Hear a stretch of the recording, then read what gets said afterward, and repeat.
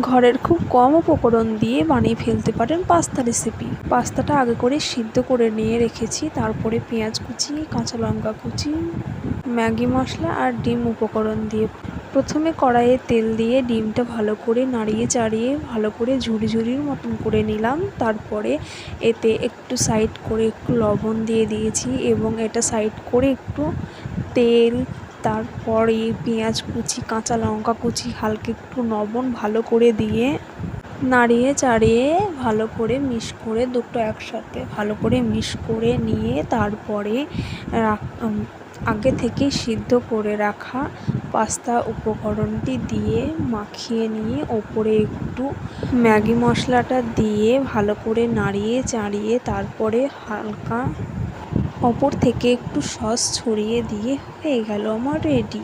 কম উপকরণ দিয়ে খুব সহজে মজাদার রেসিপি পাস্তা রেসিপি।